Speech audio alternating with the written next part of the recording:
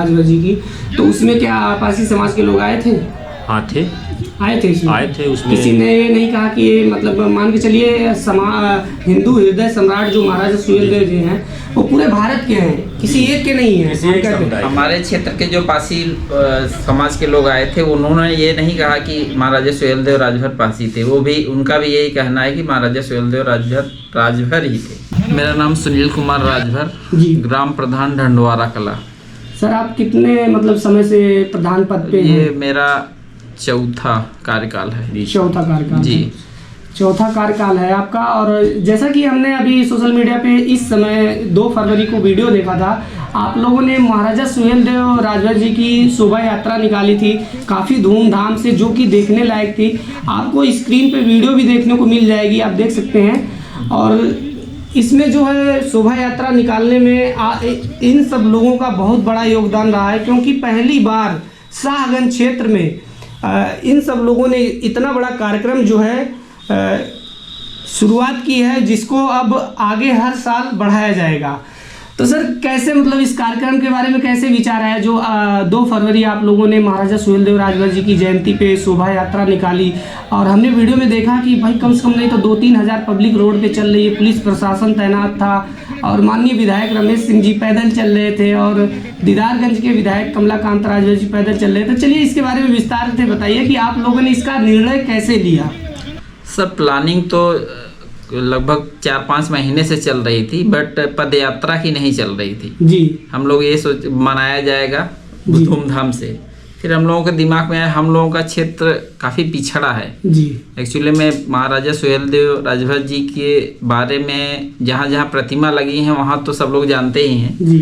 But उसके अगल बगल काफ़ी गांव हैं जो जानते ही नहीं। बच्चों से पूछो तो वो पता ही नहीं है उनको। तो हम लोग ये विचार किए, हम और हमारे छोटे भाई मुकेश राजभर जी कि अगर हम पदयात्रा निकालते हैं तो पूरे क्षेत्र में सब लोग, हम लोगों के समाज के लोग तो जानेंगे ही जी, प्लस पूरे क्षेत्र के लोग को भी पता होगा कि महाराजा जी हैं कौन जी।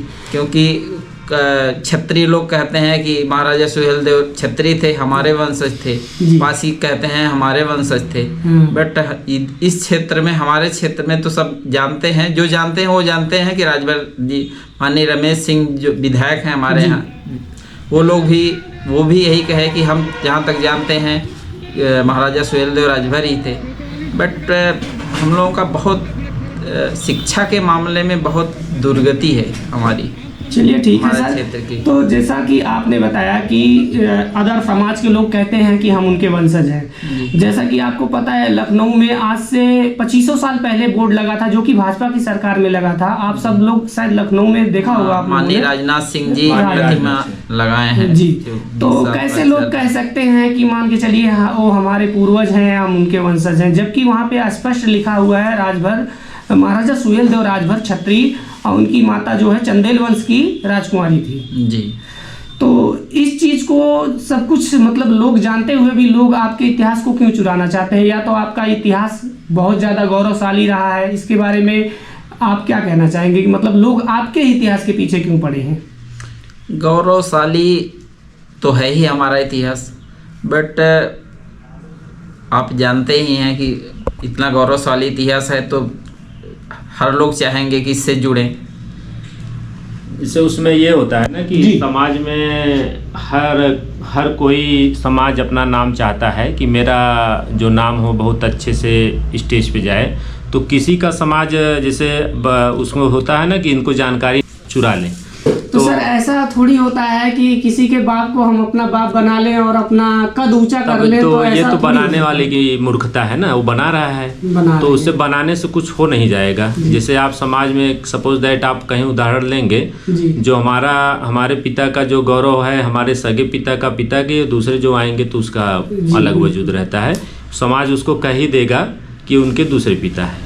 तो जो पारसी समाज हमारा इतिहास चुराना चाह रहा है जी। वो ये बात उन पे ही लागू होगी जी। कि वो हमारे इतिहास को चुरा रहा है। जी। और ऐसा कहीं नहीं है, ऐसा नहीं कि हमारे यहाँ पारसी नहीं है। कभी हमने भी, हमारी भी उम्र 27 साल है। जी। जो पारसी समाज है कभी उन्होंने यहाँ हस्तक्षेप नहीं किया। अच्छा, जो आप लोगों ने 2 फरवरी को मनाया था जयंती महाराजा सुहेलदेव राजभर जी की, तो उसमें क्या पारसी समाज के लोग आए थे?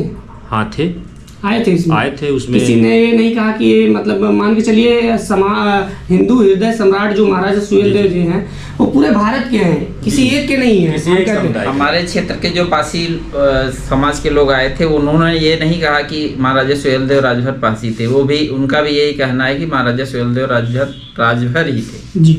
देखिए, मान लीजिए एक राजा हैं, महापुरुष हैं, तो सभी समाज, मान के चलिए सभी समाज को मानना, लेकिन जो उनके वंशज हैं, जो वंश है उनका, वो नहीं बदला जा सकता है। वंश नहीं बदला सकता। जैसे महाराजा किसी एक समुदाय का नहीं होते, जैसे किसी एक वर्ग का नहीं है। जी। वो इनको हिंदू हृदय सम्राट इसीलिए कहा जाता है कि जब सैयद सलाद मकसूद गाजी जब यहाँ आया, हमारे यहाँ मतलब भारत में तमाम मंदिर पे आक्रमण कर रहा था जी। तो उसमें ये नहीं देखा जा रहा था कि हिंदू समाज में यादव वर्ग हो या फिर यादव हो, राजभर हो, हाँ। कुर्मी, धोम, धरकार, मल्ला।